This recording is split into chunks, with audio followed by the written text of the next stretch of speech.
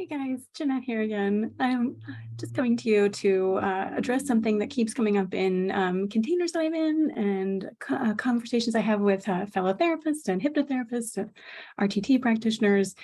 Runs the gamut. I haven't even named all of the folks in different areas that I work with, but something that comes up often is feeling unable to charge for your services.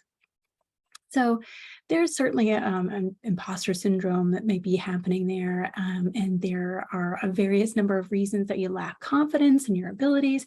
What happens when you know that you can help someone and you absolutely believe in your heart that you are of value, right? Like you can do this. But you feel guilty for either participating in the capitalist system that you don't particularly enjoy, or don't feel like maybe they have the money to invest with you.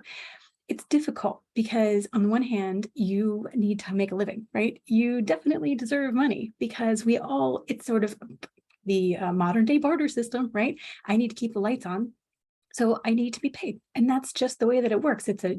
Being in a sales career for a very long time, that's how I came to sort of feel comfortable with the transaction process, because it wasn't that I'm taking from my clients, it's that we both get something. They get something from me and I get something from them. It's the modern day barter, right? So how do you get over that hump? It's sort of painful for me to see it because I see it so often when my friends and colleagues just feel tremendously guilty. Recently, I heard someone speak and I thought, gosh, they're really empathizing with the lack of money from their client that their client may have, because that healer didn't have the money in their bank account either. So it was like they needed to charge for their services so that they could continue providing value to the community. But in this person's case, it felt like it was possible that the potential client didn't have the funds available. Now, I think we all know that if you really need something, you will find the money. If you broke your arm, you would go to the doctor and you would pay whatever you needed to pay, whether it was immediately or over time. You're not going to sit at home with a broken arm. Well, most of us wouldn't do that. I do have a random family member who did spend a weekend with a broken arm, but that's beside the point. So in any event, if our clients are in the same exact position, no matter what kind of sales you're doing, whether it's corporate sales or individual sales, or in this healing arts sort of service related sale, because it is a sale, it's a transaction. You have something to offer and you're getting something in return.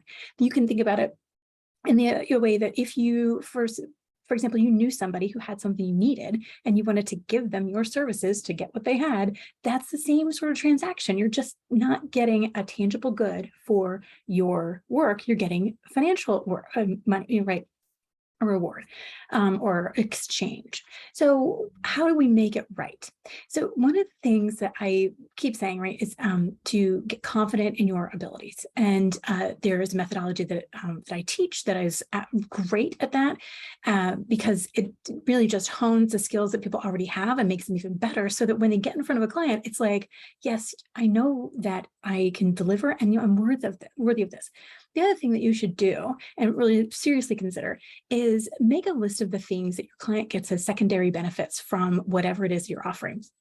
So, for example, if you're in a health-related field, if you're a personal trainer or a nutrition coach or a wellness coach of some kind, you're not just giving that person better health today, right? You're giving them better health tomorrow. You're giving them no more prescriptions, fewer doctor visits, less pain, so no pain management issues.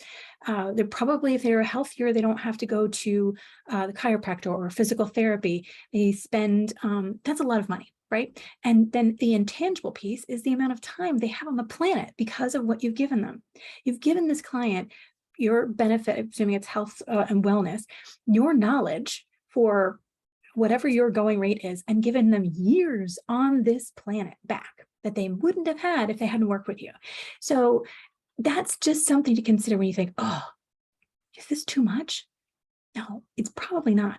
You're probably undervaluing. Now, the other tip that I have, and it's a technique, it's a trick, whatever hack, is if you expect to be paid for your work, you should pay other people to help you too.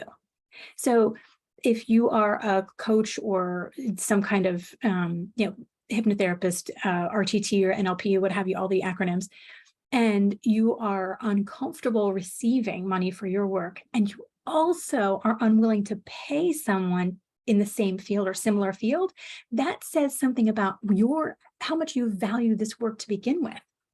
So we can look at the underpinnings of that and go into, one-on-one sessions around specifically how you came up with this particular block around money and your value and all that. And I do work on one-on-one clients all the time, but just consider this. Before you invest with anyone else, do a little work on yourself. Make that list of the intangibles and the tangibles.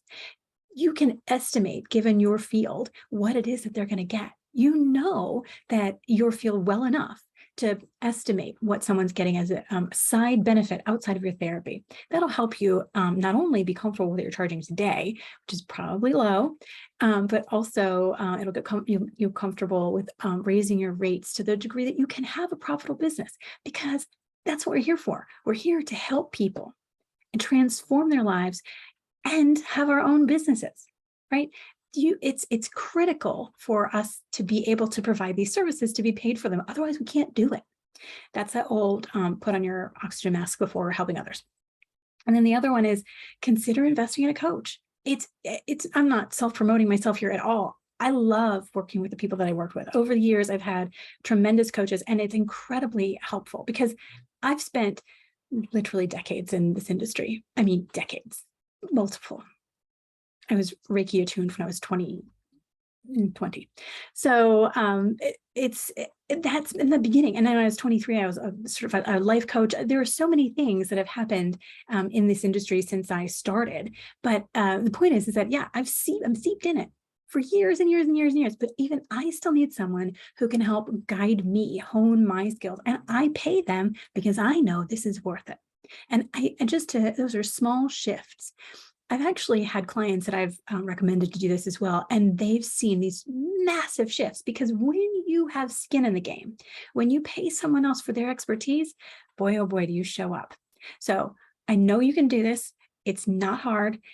Just make that list and consider investing with someone to help you. Let me know how it goes.